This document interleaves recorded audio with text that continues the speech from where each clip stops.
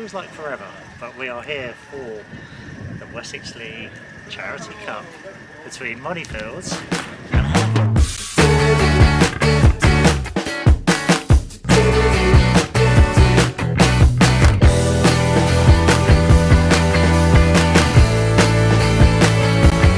This is the temporary bar at the John Jenkins Stadium.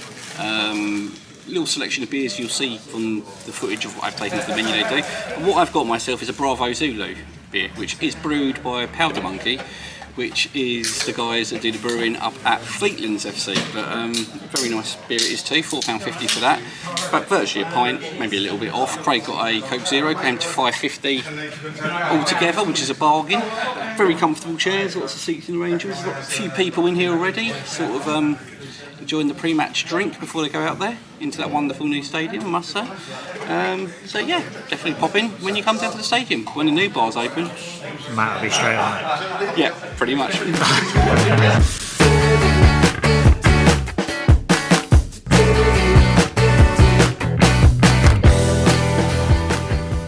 From the videos and also the interviews, the stadium is modern, got all the facilities you need for this level, but it's very much a work in progress at the moment. You know, once complete, it's going to look magnificent. You're going to have boxing, gym, it's already got a ring in the room, yoga facilities, it's also got the reserve pitch on the other side, and when that bar's finished at the top, it's going to be well worth a visit for any ground hopper.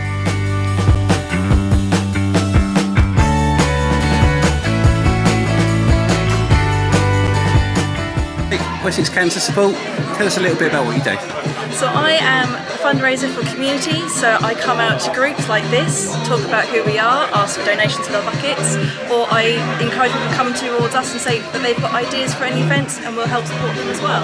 Oh brilliant, so how important is it to sort of spread the word of what you do to people so they know that support is there for them?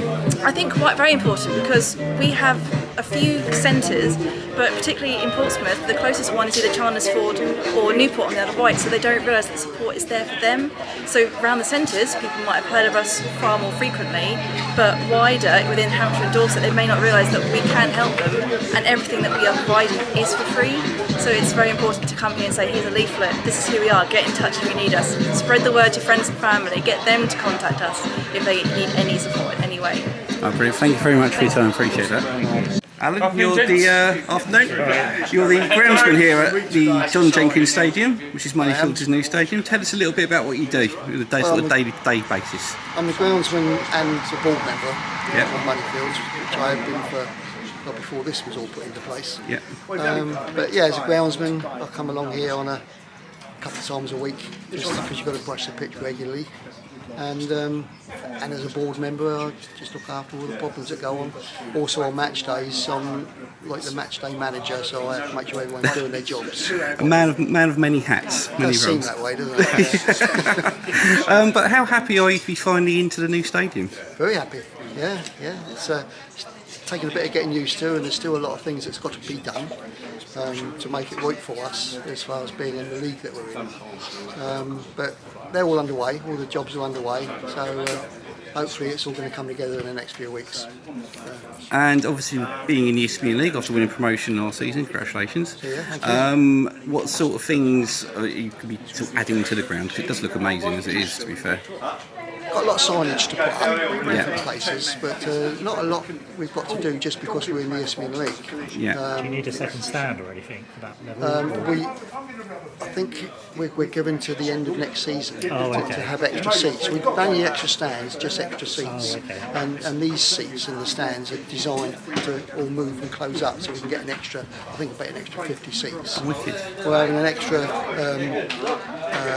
hard covered stand over there for standing areas, and one down that end of the pitch, so just some covered standing areas, which is necessary for the league as well. But they're the major jobs that have got to be done, but everything inside is all done apart from obviously we've got the temporary bar. The bar upstairs isn't going to be ready just yet. Today it's all about the opening game of the season, isn't it, which is the Wessex Charity Cup. between the winners of the Wessex Premier League and the winners of the Wessex Cup, isn't it? And the teams are Moneyfields, which they're playing at their new ground today, and Hamble. So how are you feeling about today then, Matthew? Well, I'm going to start off by let's talk about money. Okay, so everyone wants a sort of obscure 80s lyric. Moneyfields, champions of the Wessex Premier League, will be playing in the Isthmian League next season, Isthmian South Central. Yes.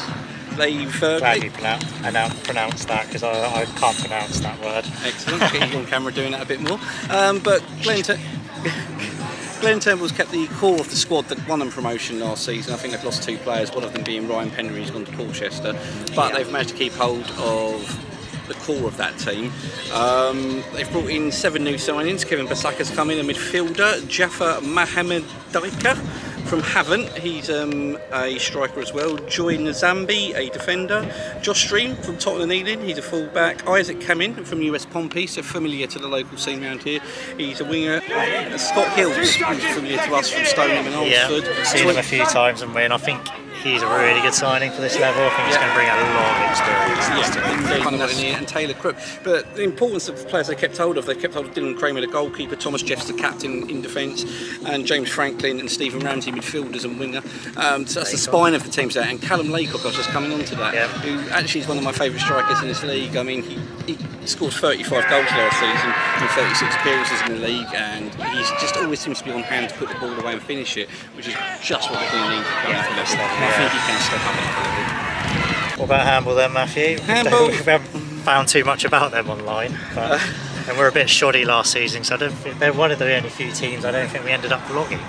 It's a season, we're definitely going to be up at the Abbey this season at some point. Matt Gregory did very well with them. They finished 12th in the league, but reached 2 cup finals, winning very good, and pulling off a bit of an upset in the Wessex League Cup final, winning 2-0 against Portchester at Portchester. Yes, really goals from Braden Douglas and their top scorer Clade Roach. Roach got 32 league goals in 35 league games. I saw him play against Lymington Town, scored all 4 that day in a 4-0 win. Very good player. But again, they've re-signed on for the new season. The core of their team they had last year, which is Harry Newman, the goalkeeper, Nicholas Yeoman's got 18-22 from midfield, James and Bradley Johnson, brothers in the defence, and Matt Casey, their captain in midfield. So again, that's spine of the team. Really I'm not sure if they've kept hold of Clade Roach for this one, but if they have, they've got that goal scorer. But Braden Douglas up front as well looks a very good player. So if they haven't, maybe he'll be the one to step up and get main goals for Hamble this year. I think it'll be an exciting season ahead for both teams, really, and it could be wide open in the Wessex Premier, so it'll be interesting to see how they do today, and also Moneyfields' new team as well. And I can't wait to get some live football again.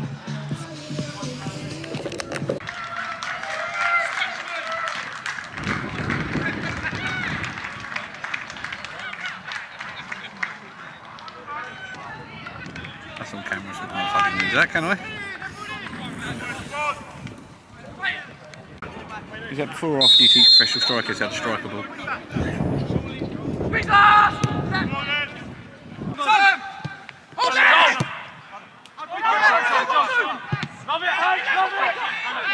have a fish?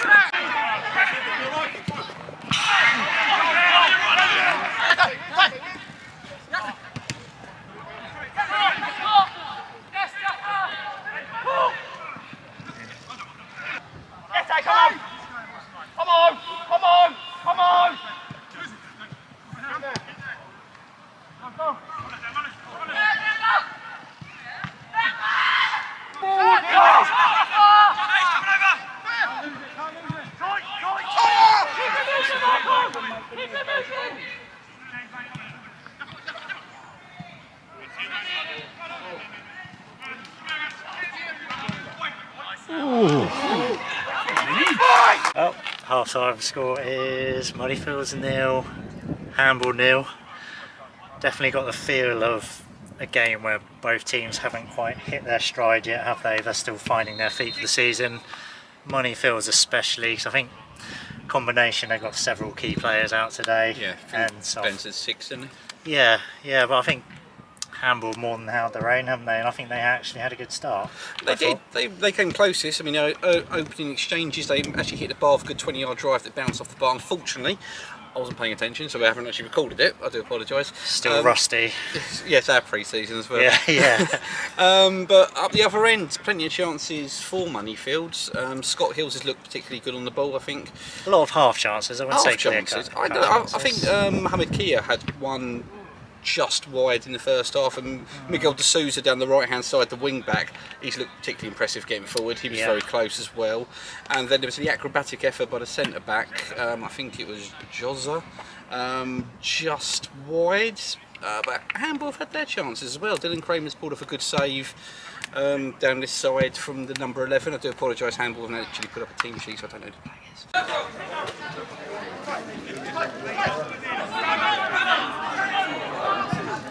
Oh!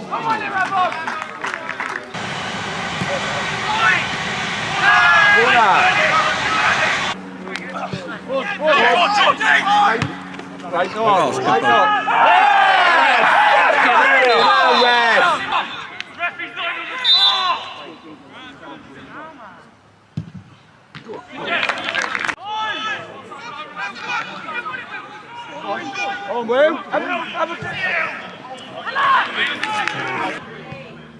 Good ball. Oh.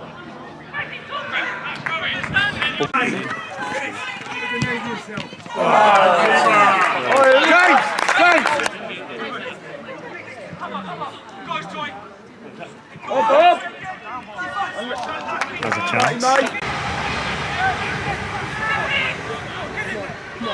Come on. Keep going.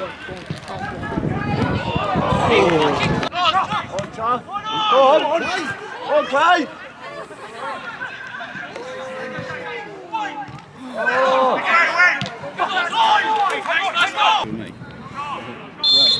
Well, based on his previous record. Yeah, this would be good.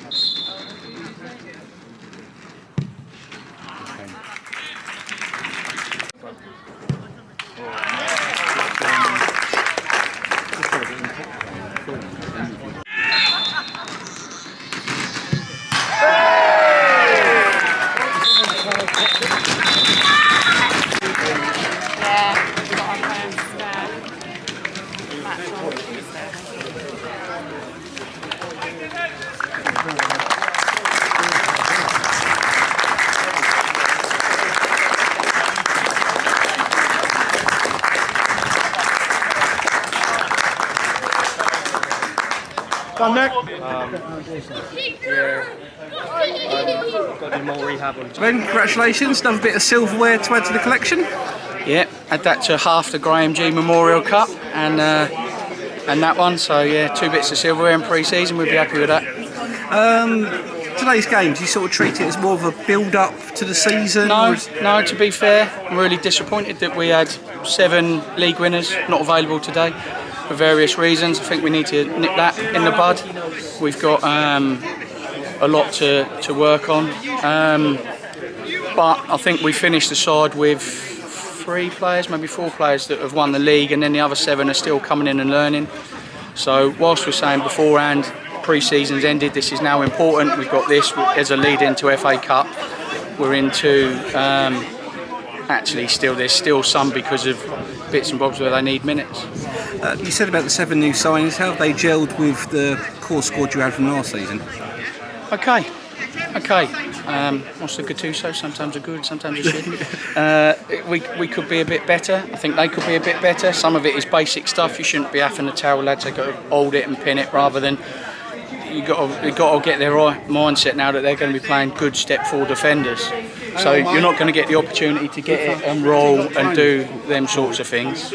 But equally, you've got to give them a little bit of leeway and let them understand that they're coming into a new setup. And obviously last season you said you had a smaller squad, you really gelled well, and that's what got you through to that title win. But adding those extra players gives you a bit more options for the upcoming season, doesn't it? But, you know, any side that loses Ryan Pennery with 43 goals is going to struggle. To take Ryan out and not have Callum today is a struggle. But I think what we've actually got as a front four, when we've got Cal fit, Ilsey playing there, and the two other lads, it gives us different options. So whilst last year we were very tight, very small in the group, we didn't really have any options. I think in this one, if we need to just stick it in behind and get pace, I love Ryan a bit, but everyone knows him, he's never going to do a 70-yard busting run to get in there, whereas Lambs and Jaffs will run all day, every day for you. Just get that 0-0 out the way with early doors like last season, eh? Yeah. I think it was a better 0-0 this season than a lot of 0-0s. Yeah, but it was okay. You can tell it hasn't got that feel of the game. A fully competitive game, has it? Yeah. Both teams off and running. A little bit of needle.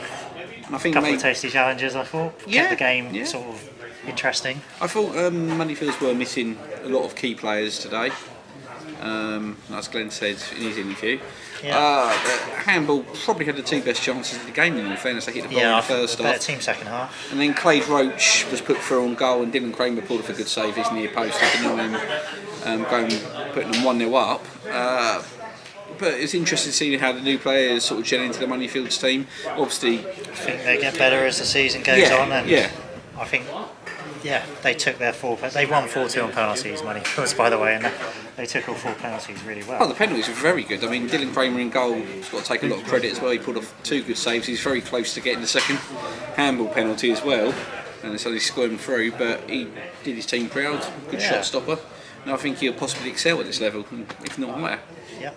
My first 100% of the season, but yes, I agree 100%. But yeah, that's our first vlog out the way with, blown off the cobwebs, so we'll be ready to go for our first official league game on Tuesday night. One of our local teams, Brockenhurst, against also another one of our local neighbours, Christchurch. So we're saving the goals till then.